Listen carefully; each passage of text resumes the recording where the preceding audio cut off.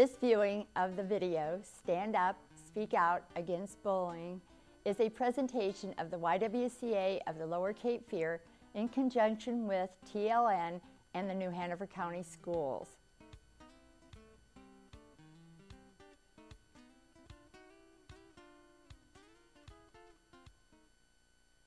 Hello, I'm Barbara Downing, class coordinator with the YWCA. Since 1999, the local YWCA has partnered with New Hanover County Schools to campaign against bullying as part of our Week Without Violence campaign.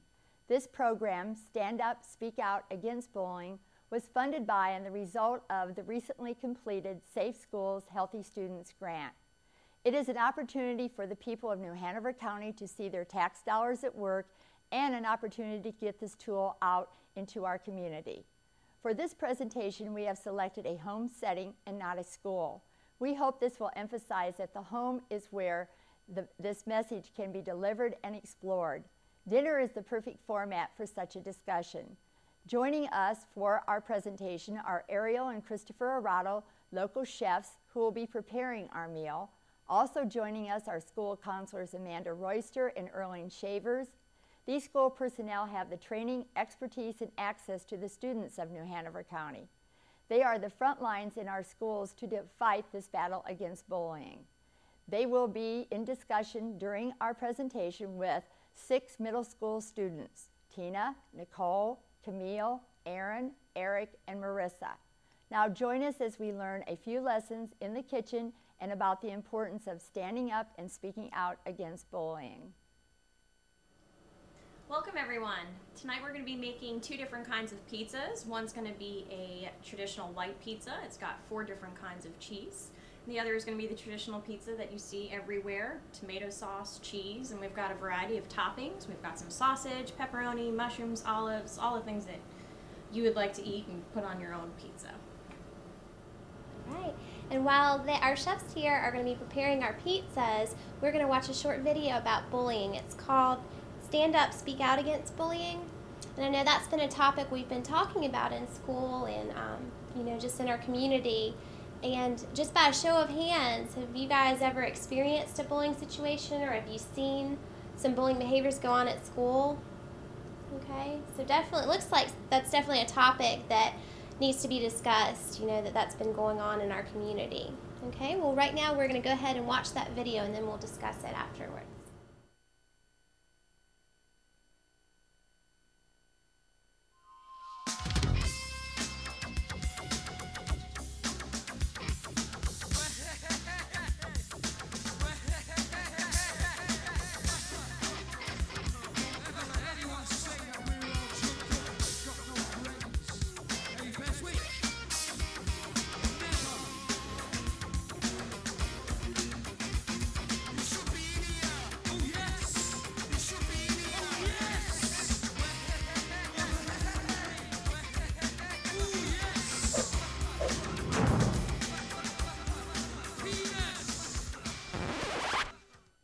Have you ever been bullied? Have you ever bullied someone else? Have you ever seen that happening to somebody else? If so, you should know that our district has policy and procedures to prevent, intervene, investigate, document, and respond to all acts of bullying, harassment, and discrimination. Now you might think that this is something that really doesn't have a lot to do with you, but the numbers don't lie. Studies show that students who bully are more likely to be involved in acts of violence, including homicide, and that students who have been bullied are more likely to be depressed and even commit suicide. Today, we're going to show you the difference between conflict and bullying, teasing and taunting, so that you know what to do.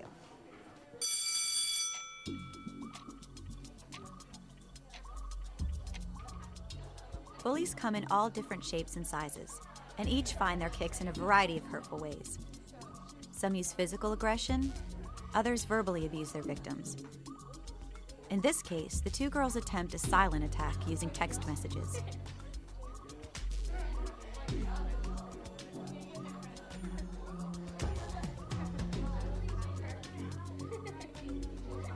The victim is a new girl named Lisa, and she's already worried about her new school.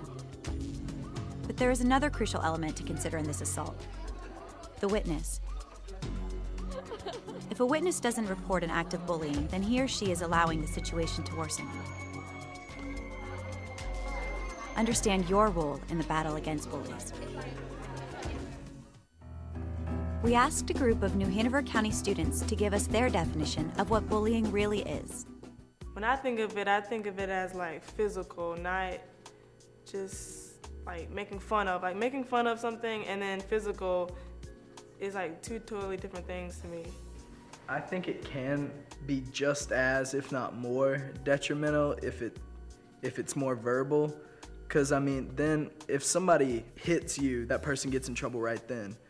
But if somebody just keeps making comments to you daily, you know, if nothing big goes down, then usually nothing's done about it. Right, like also physically, if you get beat up, you can get better most of the time. But once you hit mental, it'll just keep breaking you down and you can't really get out of that. A newer form of bullying is also like online, like the written word, written communication. So in my opinion, bullying is any form of communication, whether it be physical, verbal, written, that is meant to demean a person or lessen their self-worth.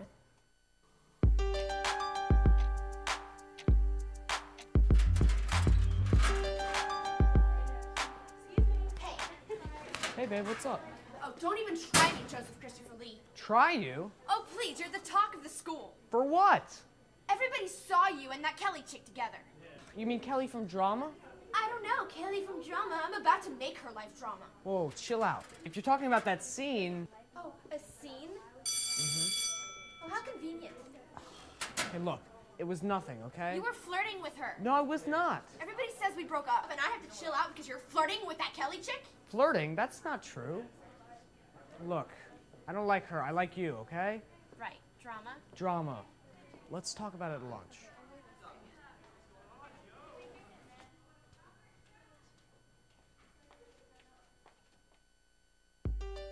Let's take another look at that. This is certainly a heated exchange, but despite the aggressive nature of this conversation, both students are able to communicate effectively. Clearing the air is healthy for relationships and shouldn't be confused with bullying. The key differences are: conflict happens between people of equal power or friends. It tends to happen only occasionally and is often accidental. Those involved in the conflict are not seeking power or attention. Bullying occurs when there is an imbalance of power. It tends to be repeated behavior with an intent to harm the target. The person who is bullying is often seeking power, control, or material things. Kids have conflicts a lot. Everybody has conflicts a lot. What do you guys see the difference between conflicts and bullying? Bullying, it happens, it's an ongoing stage. With conflicts, I think they can be settled, as you could say, in a fight, and then it'd be done and over with. With bullying, it just keeps going on and it hits the same person and it targets on that one person. Can you guys talk to me about some sort of imbalance of power that you see happening at your schools? Well, I mean, you see it all the time with, you got the bigger kids who can bully the little kids. But what a lot of people don't realize is if you just build up the confidence to stand up to that person, they're not gonna do much anymore. When resolution can be found without the aid of others, this is a sign of maturity. It demonstrates the power of listening and the importance of reaching an agreeable conclusion that benefits all. It's lunchtime, a time to hang out, relax, and grab a bite to eat. But it's social environments like this where another type of bully seeks his target. Meet the social bully. Hey, watch this.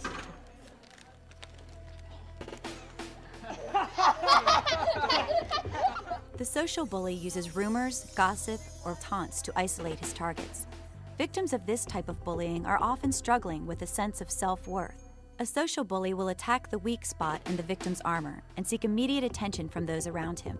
Watch how this bully insults his victim and then looks to his group for praise and a sense of glory. Let's remember that social bullies are insecure and crave attention. If the witnesses responded without laughter and support, there's a strong chance that this bully would have stopped taunting his victim without a teacher's intervention. Hey, cut it out. That's not cool. As it stands, this represents a social victory for the bully, willing him to terrorize again. What do you guys think makes a student a target for bullying? Being different. If you're different in any sense of the word, you're gonna get targeted by the socially normal people and probably gonna get bullied and picked on. To me, I think bullying is just the thing to get attention. Granted, it may be about attention, but I also think it's just about power. Like, I have this power of you. I have the ability to make you feel awful about yourself. Like, look what I can do. You know, that makes me better than you in some way. How else does power kind of play out in the high school? If somebody's really like has a lot of friends and then they have people to back them up, you know, and it doesn't help when if they're bullying somebody, then they have people to maybe laugh at comments that they make, which just makes it that much worse. Right, like the quote-unquote popular kids can have an easier time singling out the lower kids on the totem pole socially so that they can bully them a lot easier. Teasing and taunting are two very different behaviors, but they often appear similar. It's very important to understand when friends are teasing and bullies are taunting. Teasing allows friends to swap roles. It is not intended to hurt another person and is done in a lighthearted manner. If someone becomes upset with teasing comments, then the joke is dropped. Taunting is one-sided. The bully and his group laugh at the victim, not with the victim, and the taunted student has no power to end the assault. Some people who may come off as making fun of people doesn't really intend to hurt that person. Like, I know I myself have a real sarcastic personality. If somebody doesn't know me very well, then they don't know that I joke a lot. You mentioned a little bit, Alex, just some kind of online or email kind of stuff. Can you talk to me a little bit about that, or just the way that bullying can take place kind of socially or in other forms at your school? Social bullying is, I guess it's a form of verbal bullying. It's kind of where you spread rumors about someone. You say things that aren't true. You post nasty pictures of them, or, you know, allude to things that aren't really happening. And I think the internet, the wonderful thing that it is turned into kind of a safe haven for bullies who want to spread, you know, social rumors.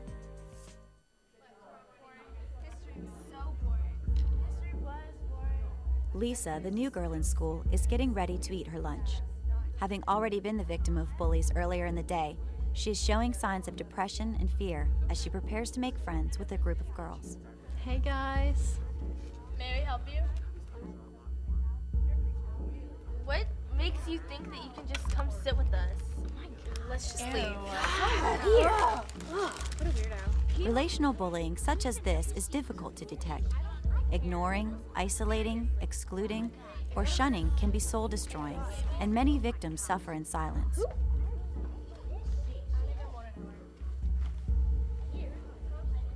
Be aware of this type of bullying and step up if you see an opportunity to help.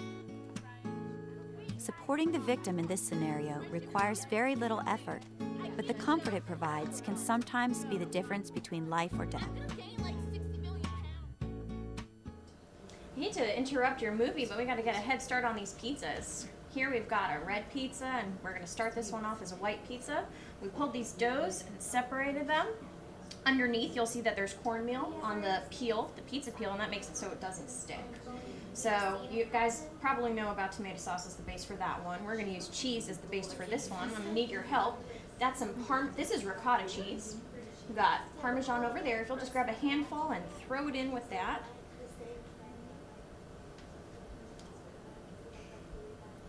Sounds good. And how about pepper? A little bit of pepper. Just push the button, it comes out. Keep going, hold it. I'll tell you when to stop. Don't stop, keep going, you got it. I'm gonna do a little bit of salt. Just mixing it up. I promise it's not gonna make it spicy, it's just gonna make it taste good. That's good. There you go, you're all set. Chris, will you do that cheese for the base on that one? Over here, we've got some grated provolone cheese, grated mozzarella, and we're going to use that as our toppings. How do you know the difference between those two? I opened the package. Oh. And I grated them my very self. Looks really good. What we're also going to do is we're going to brush the crust with olive oil. I'll do this one, or start like that. Do you want to do the rest of it? Just go all the way around. How come you have to put the olive oil on the crust? It makes it get golden and crispy, and it tastes really good. We season the olive oil with some salt and pepper, oregano, a little bit of garlic powder. Otherwise, it's just going to taste like a breadstick. So it's got some flavor to it. Good job. You want to get the other one? There you go. Where's that cheese from? Italy. Provolone and Parmesan and mozzarella are both from Italy. You guys can find them in the grocery store. You can get the cheese that's already shredded, or you can get the block and grate it yourself, which we did here today. That looks really good. I'm going to keep going. On this pizza, I'm going to do a little bit of provolone since it's a cheesy pizza. That looks really good. You want the toppings to go almost all the way to the edge, but not the whole way. Mushrooms, some olives, sausage. You guys see that these are all the favorite toppings that Chris and I have when we order our pizza from the pizza place. So that's what we brought here today. Although you can put anything that you like. You can put on vegetables, you can put on just pepperoni, you can do anything that you would like. You guys want to put anything on here? Just leave it as a cheesy pizza. I like cheesy. Just cheesy? Cheesy. Let's stick with the cheesy. So when we order pizza, I get toppings on my half and Chris gets topping on his. If you don't like olives, you can only put olives on half the pizza. That's what I used to do. What are your favorite toppings? I don't know. I like I think we forgot basil about and cheese. Fresh basil? Yeah. We have fresh basil too. Or also we can do it, we're going to do a little bit of cheese. I like pineapple pizza. Pineapple? What else do you put on the pizza with the pineapple? Do you do ham and make it kind of like the Hawaiian Yeah, one? sausage too. Sausage. We did go ahead and cook this sausage already, so it's all crumbled up. Let's go ahead and add a little bit more. And we're ready to pop them in the oven. Here we go. Good for Chris. Now that oven is set very, very, very hot. We've got these 2 stones in there, and it's the way they cook them in Italy on the specialty stone. Sure is. Here's the other one. I'll swap you. Now we're going to put the basil on the pizza when it comes out of the oven, so that way it doesn't cook and get all brown and yucky. It'll come out and it'll just be that really fresh taste. So, pizzas are in. We've got to let them cook. Okay. Okay, so what did you guys think about that video? Have you ever seen some of the things that they were talking about? Some of the types of bullying behaviors? Well, one of my friends, she has had a lot of problems with her, with this group of girls start bullying her, and then more people start bullying her because they start thinking it's fun, and then everyone comes for each other, so it got really bad last year, but it's kind of starting to dim down this year. Okay, that's good. And what did you do to kind of help your friend out? It sounds like it was one of your friends that this happened to.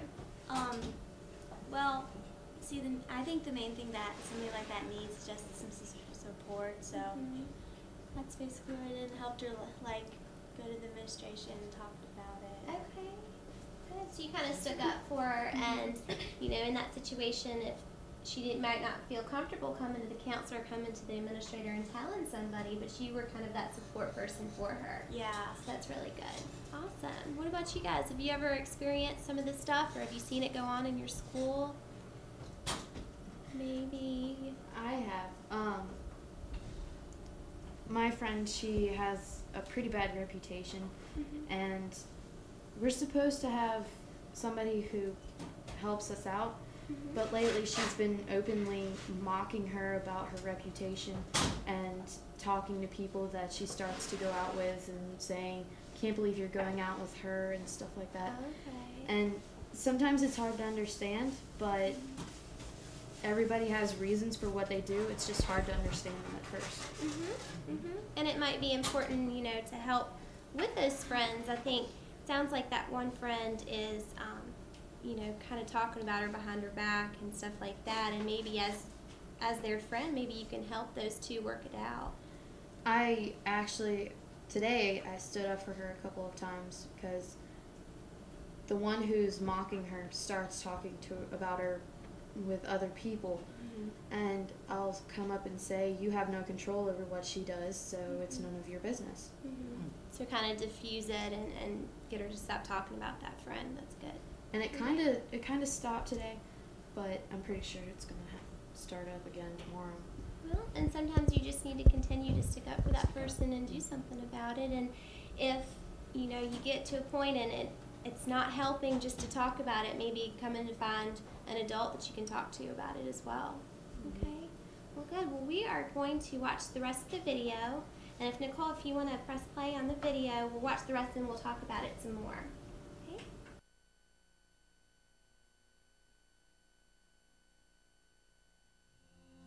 I see verbal harassment as one of the worst things in bullying. I've known some of my friends and friends who have bullied those guys, and they've just been devastated. They've had to transfer to different schools because that guy has verbally harassed him so much to the stage that he just couldn't take it anymore. And it hits him mentally and it hits him hard. As he was saying, sticks and stones may break my bones, but words can never hurt me. That's not true. That's not true at all.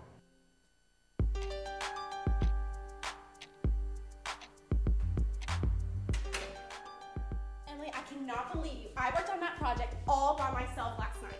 Hannah, it's not my fault. I didn't even do anything. Yeah, that's right. You didn't do anything. I did it all by myself. We were supposed to do it together. No, I called you and you didn't even call me back. But it's not my fault. Yes, if you would turn your phone on. Emily, all you care about is your social life. That is your not friends and your true. boyfriend. That's all you care about. Just because I hang out with my boyfriend doesn't mean I don't want to help you with a project. No, okay, you know what, whatever, okay? I'm gonna let it slip this time, but next time, you're on your own. Whatever.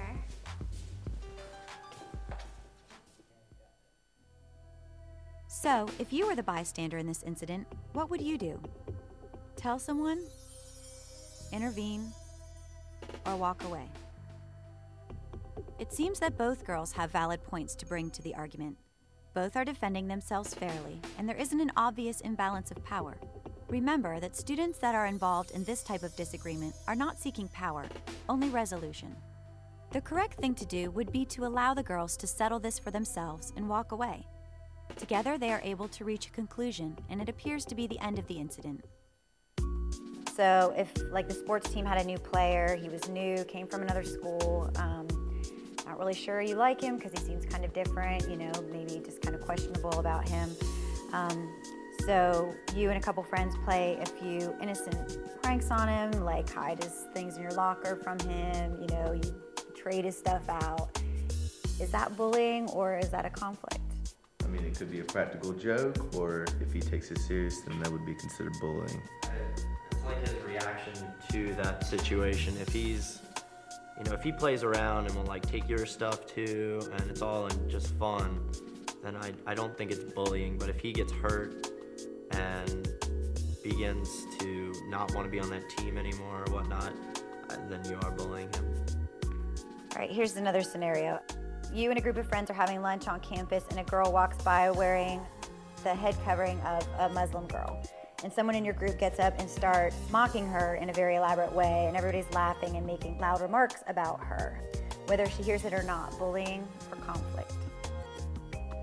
You're attacking her difference in her background, and you're trying to make yourself more popular, I guess, with your group. And so you're belittling her. I just kind of laugh at the people who really take in consideration what somebody's wearing. Like, who cares? You don't have to wear it. Just they want to wear, green and purple loafers. Who cares? That's their prerogative. That doesn't mean you have to wear them.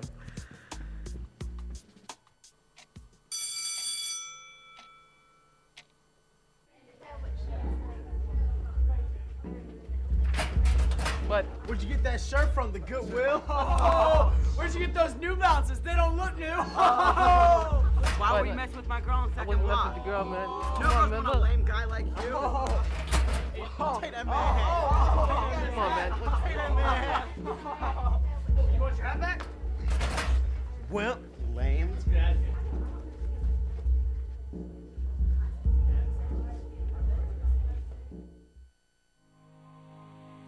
What do you guys think? What do you do about this? What is the answer to this?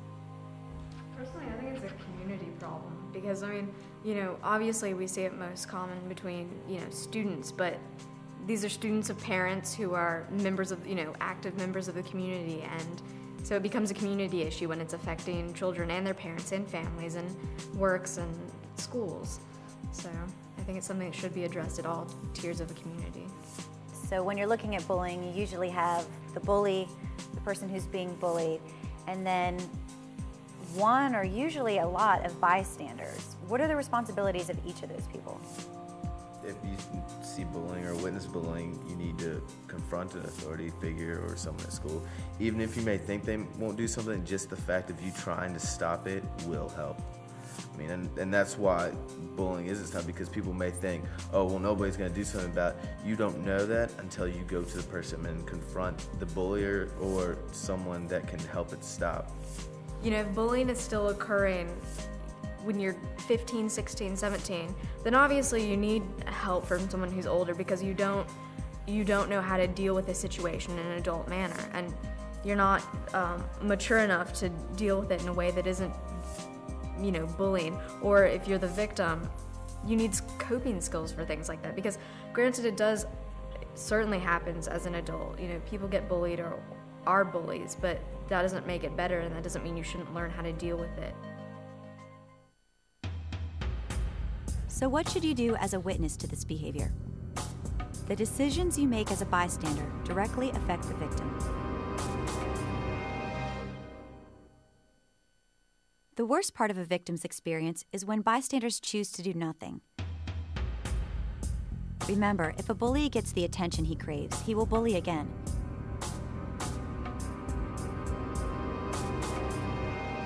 Bullies that attack in groups often feel a sense of security and neglect to realize any wrongdoing. All three aggressors in this scenario are guilty of bullying and should be stopped.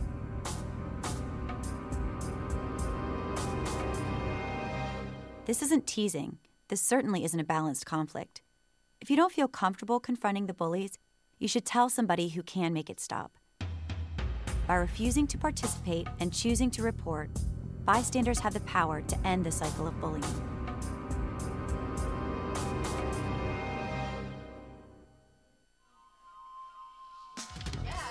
So hopefully now you understand what bullying really is and can tell the difference between bullying and normal peer conflict. We hope that you'll report any acts of bullying that are directed towards you or someone else. Bullying is a huge problem, but it can be prevented if everyone does their part.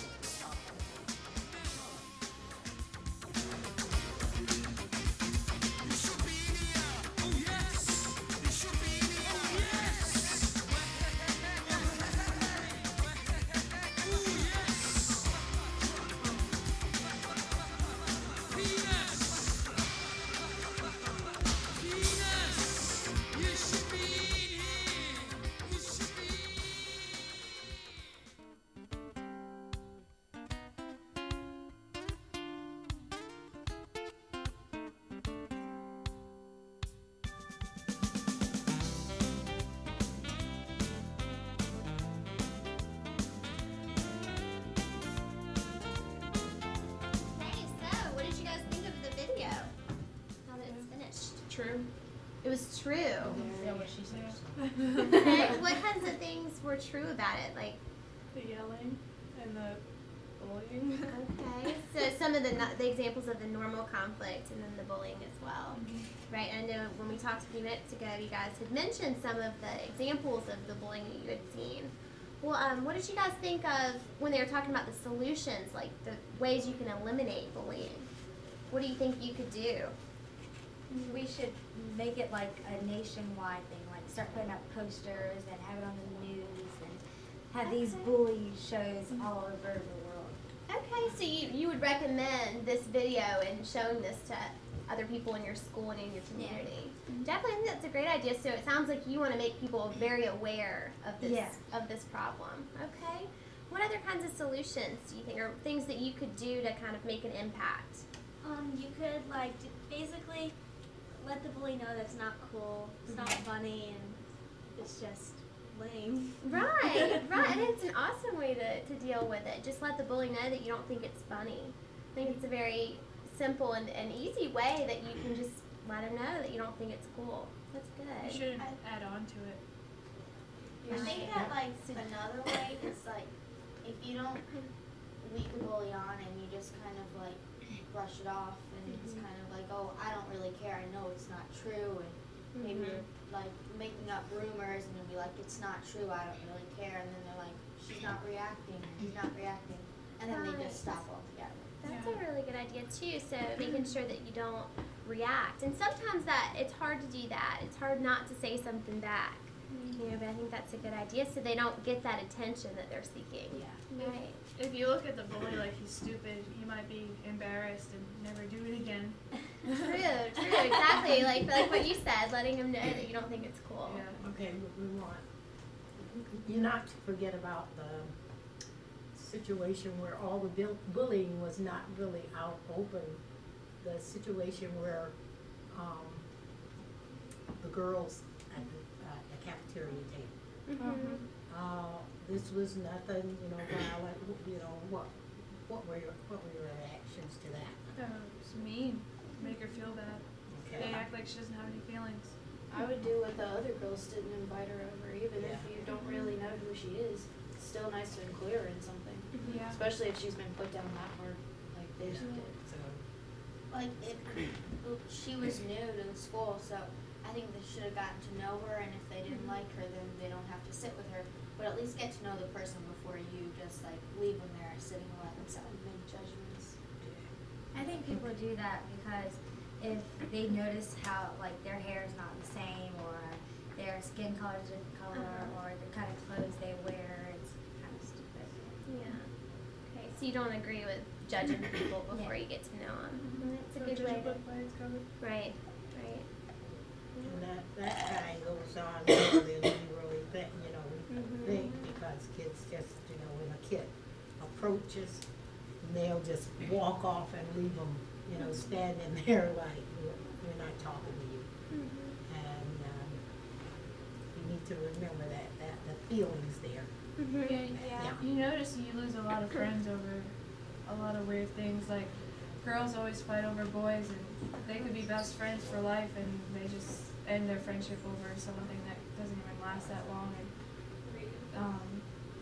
a lot of violence goes on over school just because of stealing friends and because of what she said, like color and clothing and stuff like that. That's a really good points, and I think it does happen more often than we realize.